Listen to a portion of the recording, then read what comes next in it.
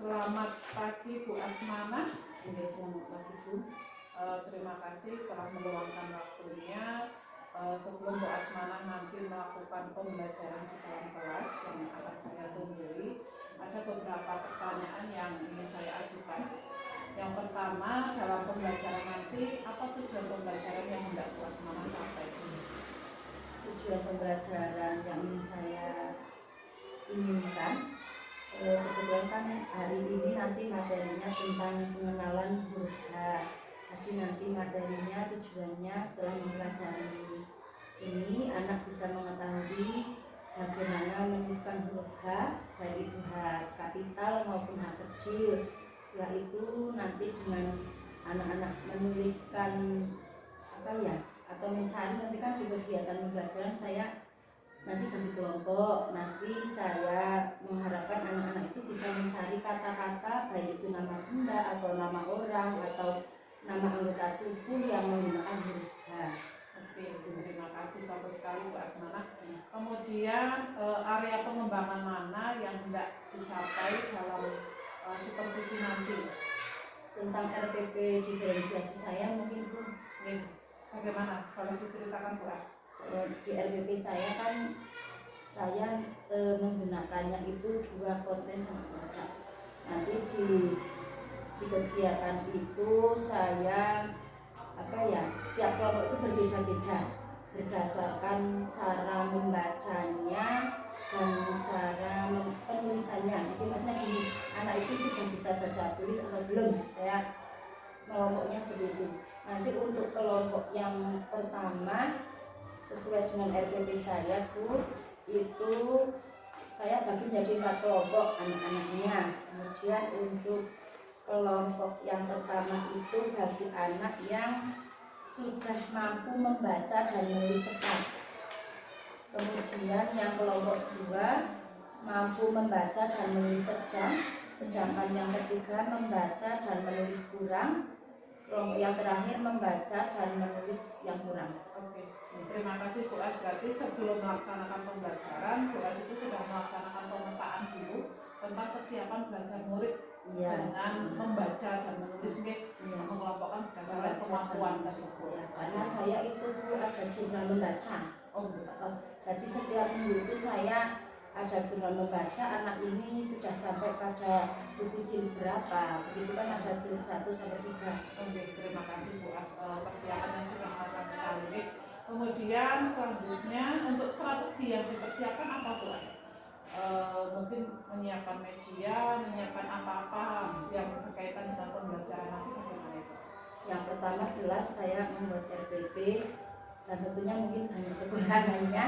Terus yang kedua saya menyiapkan lembar kerja untuk siswanya, kemudian saya menyiapkan medianya seperti itu.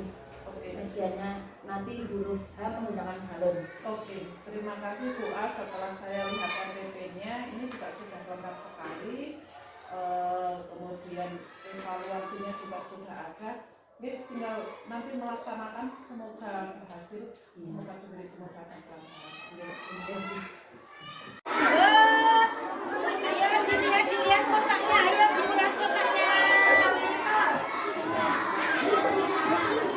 Dilihat kotaknya, nanti mau diulang boneka. Ayo,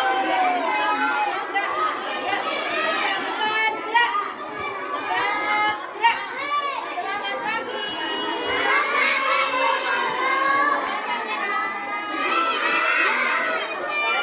Masuk kelas.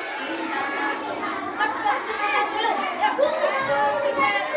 Tepuk semangat.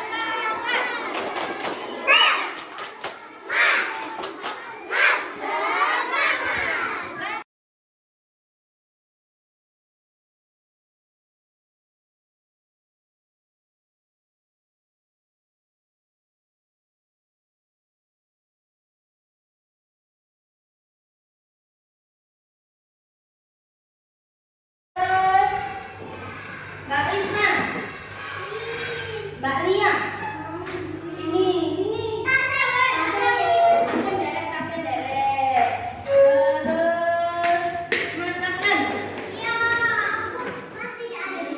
Terus, satu lagi, Mas Saki.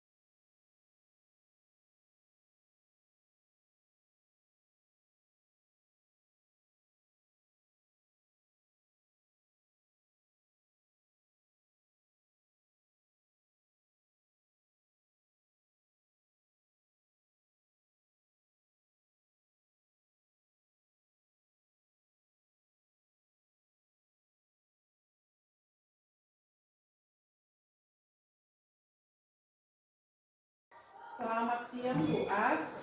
Siang Bu. Terima kasih sekali tadi sudah melaksanakan pembelajaran hari satu sekali dengan lancar. Kemudian diferensiasinya juga sudah kelihatan, sudah nampak. Nah, yang ingin saya tanyakan kepada Bu As adalah bagaimana pendapatnya Bu As tentang pembelajaran Bu As yang sudah dilakukan tadi? Kalau menurut saya pembelajaran yang sudah saya lakukan gimana ya, mungkin saya merasa sudah cukup ya Bu, dan merasa sangat puas lah. Jadi anak itu bisa mengetahui atau memahami materi yang saya sampaikan walaupun secara berbeda, karena different bukan berbeda berdasarkan tadi anak yang sudah bisa membaca cepat, anak yang mempunyai kemampuan membacanya cepat tapi menulisnya sedang, atau bahkan ada anak yang belum bisa membaca atau bahkan menulis itu masih kurang lah. Terima kasih. Jadi ada tidak kendala-kendala yang Bu As hadapi di dalam kelas? Kalau kendalanya saya rasa tidak begitu banyak, dan bagi kelas 1 itu saya suruhnya begini Bu, kadang itu kan anak yang pengetahuannya atau kurang dari temennya itu, biar sama itu bagaimana caranya biar seimbang gitu.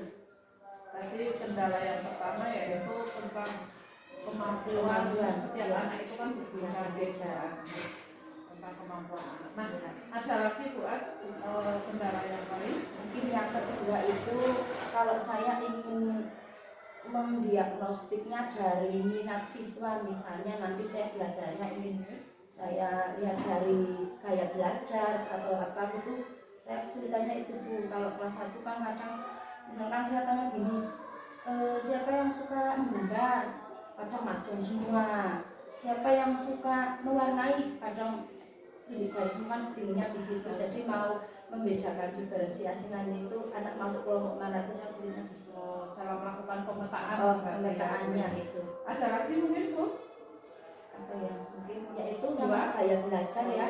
Berarti kalau boleh saya garis bawahi, ada dua kendala yang Bu As hadapi tadi waktu pembelajaran. Yang pertama adalah kemampuan anak yang berbeda, kemudian minat siswa dan gaya belajar murid gitu. Nah, dari dua kendala ini mana yang menjadi prioritas Bu As untuk segera diselesaikan? Mungkin apa ya? Gaya belajar mungkin ya Bu. Gaya belajar minat siswa gitu deh. Oke.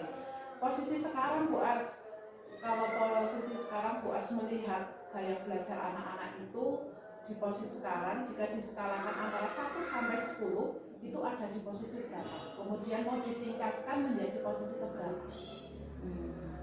Mungkin ada di posisi apa ya? 5 mungkin ya Bu. Posisi 5. Ya, kemudian pengen ditingkatkan ke posisi berapa?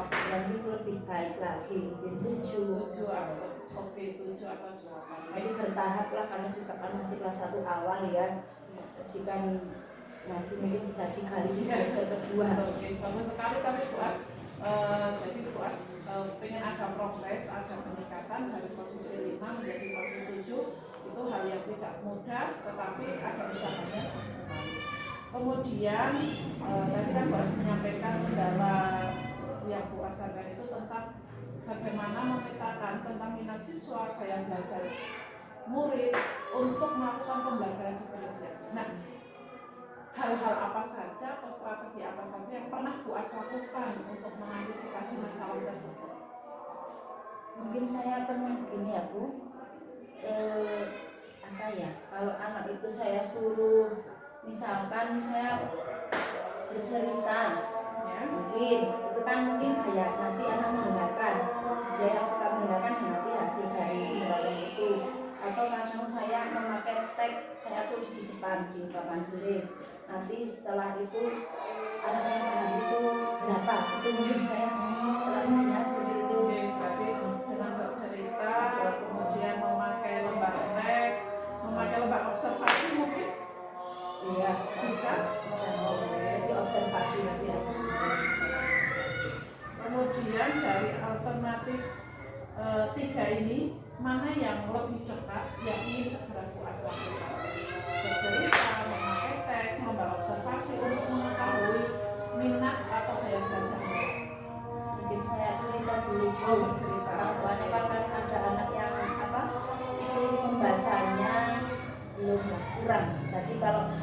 saya memasang tag atau menuliskan tag juga bagus kan, tidak semua anak bisa ada yang belum bisa membaca. Dengan bercerita, tolong ceritakan Bu As bagaimana strateginya supaya dengan bercerita itu Bu As bisa menggali minat murid. Dengan bercerita mungkin saya menggunakan media, misalkan kalau nanti saya cerita tentang apa ya, misalkan tentang hewan ya, tokohnya itu diberi gambarnya itu dua, atau mungkin saya usaha boneka cerita itu. Kalau saya aslinya sekali cerita Cerita seperti itu. Cerita sekali Bu As usaha yang sudah dilakukan. Kemudian dalam nanti menggali minat atau daya belajar, ada nggak orang yang membantu Bu As atau siapa saja yang bisa berperan di dalamnya? mungkin teman baku, teman sejarah Bisa, ya, teman-teman sahabat. Oke, terima kasih. Kemudian kapan rencananya Bu As supaya untuk menggali minat siswa itu baik lagi, rencana yang akan diterapkan dengan bercerita itu mulai kapan? Kapan akan dilaksanakan?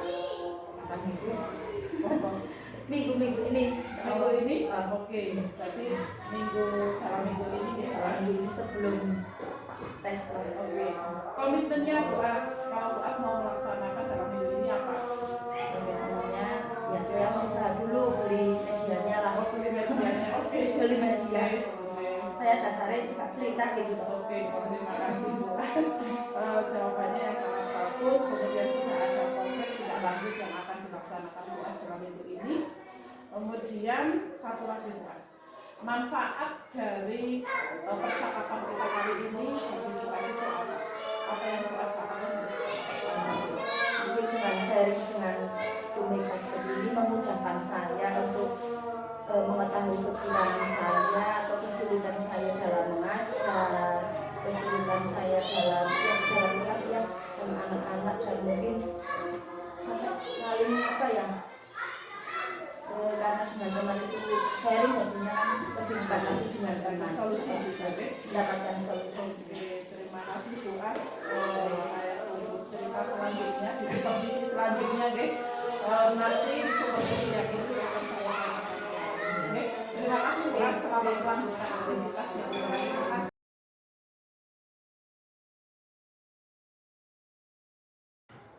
Selamat pagi Bu Ita. Selamat pagi.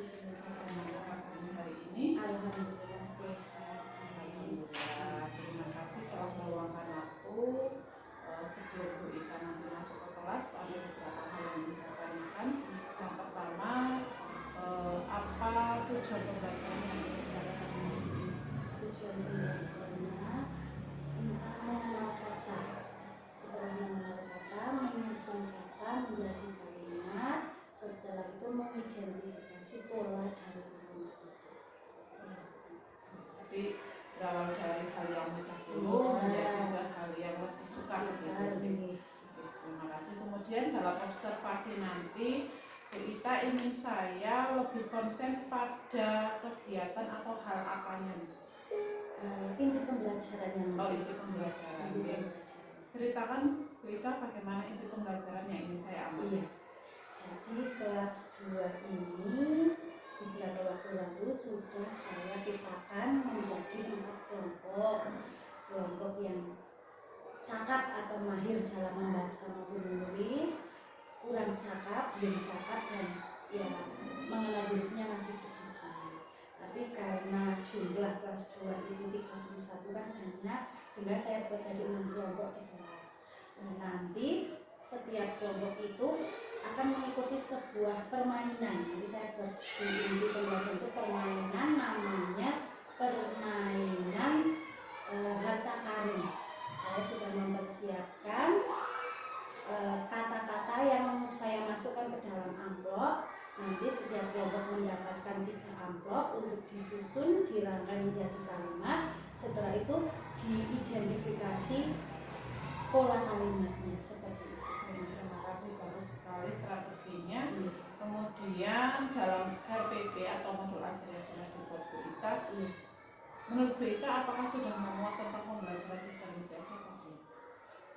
Menurut saya karena pemahaman saya tentang pembelajaran diferensiasi itu belum begitu banyak, itu saya mencoba untuk berdiferensiasi itu tingkat kesulitan soalnya. Prosesnya. Iya, iya. Jadi seperti itu. Ya, berarti diferensiasi proses ya. Iya. Nanti berarti pada kegiatan inti pembelajaran yang ingin saya amati adalah diferensiasi proses. Kalau produk sama Bu Ita? Produknya nanti sama. Oh, sama. Iya. Baik, terima kasih. Selamat menjalankan, semoga dimudahkan. Oke.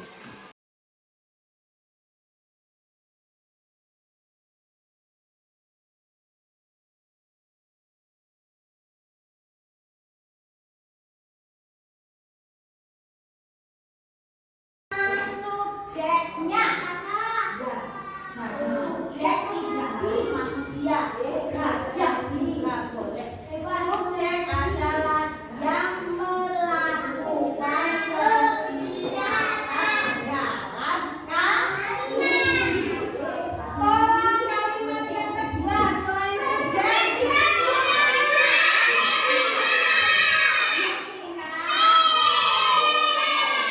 Predikat adalah pekerjaan yang dilakukan subjek. Boleh pekerjaan, boleh kegiatan. Siapa yang tahu subjeknya kalimat ini? Nah, karena pekerjaan yang dilakukan gajah, maka oh, boleh. Siapa yang tahu kalimat ini mana predikatnya? Nanti kalian Raffi menghapus apa yang dilakukan Gifari tadi ya predikat yang dilakukan Ikram pakai tangan kanan Mbak Vera apa Mbak Vera itu membuka ini menjadi predikat. Ada yang belum punya pola? Nah, maksudnya kalau begitu terus nanti pinternya ikut hilang. Yang terakhir,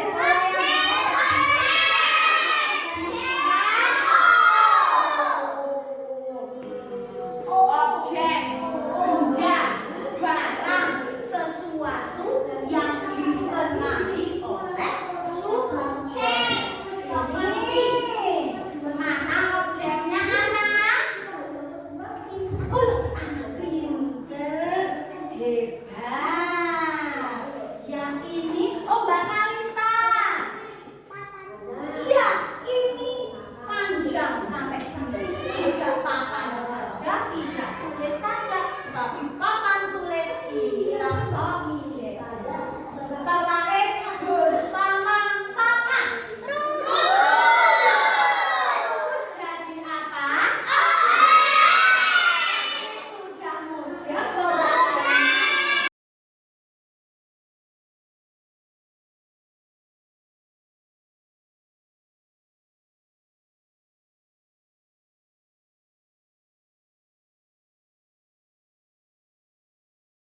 Bu Ita. Selamat siang, Bu Nika. Terima kasih, tadi sudah melaksanakan pembelajaran dengan sangat baik.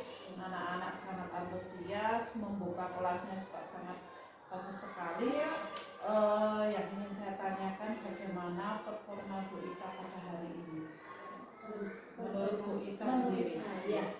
saya ya seperti biasa. Saya menganggap anak-anak saya itu anak-anak di kelas itu seperti anak-anak saya. Tapi ya itu karena anak itu kan punya ciri khas sendiri-sendiri. Ada yang ketika mengikuti pelajaran itu aktif, ada yang tadi di kelas tidur karena itu anak pondok seperti itu. Jadi ya kita memaklumi seperti itu. Kalau menurut Bu Ita sendiri, pembelajaran yang tadi sudah dilakukan Bu Ita, pembelajarannya itu berhasil atau tidak? Kemudian ada enggak kendala-kendala yang terjadi oleh Bu Ita? Kalau melihat tujuan pembelajaran mungkin boleh dikatakan 80 sampai 90% berhasil karena anak sudah tahu apa itu kata, lalu menyusun kata, terus mengerti tentang pola kalimat. Kendalanya yang tadi ya itu tadi karena karakter anak kan beda-beda. Ya, ada yang aktif, ada yang saking aktifnya sampai pengen terus untuk mencoba. Berarti karakter setiap anak itu yang menjadikan Iya, dalam itu. iya kalau misalnya seperti itu. Ada lagi mungkin Bu Ita Kalau mungkin yang menjadi kendala? kendala kalau dari saya sendiri itu ini apa namanya media. Oh, oke. Iya, media. Media pembelajaran Iya, yang akan media. digunakan. Iya, itu menurut saya. Ada lagi? Mungkin hanya itu sementara yang Baru saya dua. jual. Oke. Dari dua kendala tadi, menurut Bu Ita mana yang akan menjadi prioritas Bu Ita untuk segera diselesaikan? Kalau yang menurut saya adalah media dulu. Media Jadi dulu. kalau medianya mungkin saya lebih variatif, lebih saya gali lagi untuk medianya itu mungkin akan membuat anak yang tadinya tidak tertarik dengan pelajaran itu akan lebih tertarik seperti itu mungkin. Posisi sekarang Bu Ita, ketika Bu Ita kan katanya kendalanya ada di media. Iya. Nah, posisi sekarang jika Bu Ita itu menganggap media adalah hal yang menjadi kendala, ada di rentang berapa? 1 sampai 10 posisi sekarang itu ada di rentang berapa? Kemudian ingin dinaikkan peningkatannya itu menjadi berapa? Mungkin di 5 setengahnya mungkin gitu. 5, oke. Iya. Posisi 5. Posisi 5-nya itu yang bagaimana Bu Ita? menurut saya sering memakai media di kelas 2 beberapa kali, tapi tidak sering, maksudnya beberapa kali pernah memakai media. Nah, mungkin saya akan tingkatkan menjadi lebih sering. Sering. Berarti ke posisi berapa? Mungkin ya 7, 6 atau 7 lah mungkin. Oke, bagus sekali. Kemudian yang selanjutnya dari kendala media ini ada tidak strategi atau hal-hal yang kita bisa lakukan untuk mengatasi kendala ini? Ya, mungkin saya karena di sekolah kita kan punya LCD yang portable yang bisa itu. Kebetulan kelas 2 belum punya LCD yang besar. Mungkin suatu jam pelajaran saya akan pinjam itu sehingga ada medianya itu berupa sesuatu yang visual, yang lebih menangkap visual. Ada lagi Bu Ita? Mungkin hanya itu dulu. Siap. Berarti Bu Ita berencana kalau pembelajaran berikutnya akan menggunakan LCD atau audiovisual untuk membantu proses belajar anak.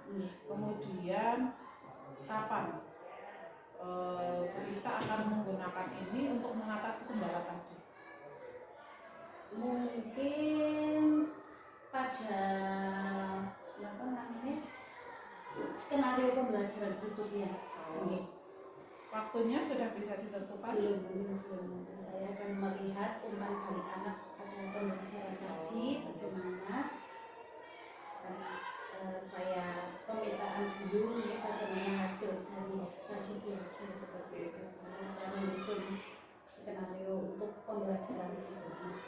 Kemudian satu lagi, ada enggak orang yang bisa membantu dalam merancang media pembelajaran supaya menarik sesuai dengan keinginan Bu Ita, atau Bu Ita punya trik-trik yang lain? Saya harapkan ya yang pertama bisa saya ajak untuk berkolaborasi itu dengan teman sejawat saya. Misalkan seperti kalau misalnya dari teman sejawat saya kok belum bisa menemukan, mungkin saya akan keluar ke KKG.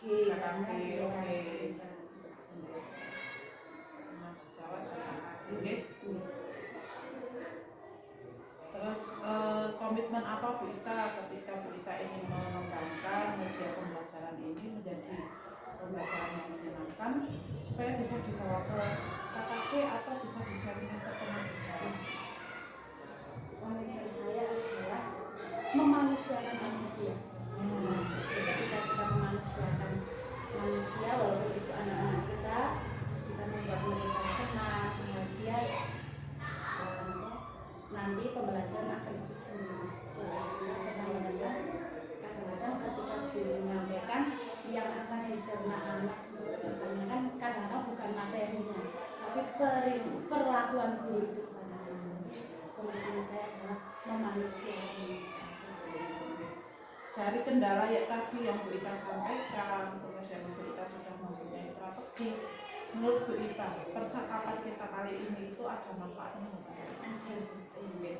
Apa manfaatnya Bu Ita? Saya harapkan kekurangan saya dalam kaji, kendala yang saya hadapi itu ada titik terangnya. Jadi paling tidak ada flashbacknya ke saya untuk kedepannya, karena saya membutuhkan bantuan dari khususnya teman sejawat atasan langsung saya untuk membimbing saya. Oke, terima kasih Bu Ita. Jadi kalau dikatakan kita sudah menemukan solusi nggih terhadap kendala yang tadi kita hadapi, kemudian Bu Ita juga sudah menemukan sendiri solusinya, kemudian bisa disarikan ke kakak atau teman sejawat. Mudah-mudahan di lain kesempatan kita dapat cerita lagi, ngobrol-ngobrol lagi tentang hal ini. Saya tunggu kabar baiknya setelah Bu Ita sudah menggunakan media pembelajaran berupa LCD, audiovisual dan respon anak-anak. Terima kasih Bu Ita, monggo bisa silakan lanjutkan pembelajaran. Terima kasih.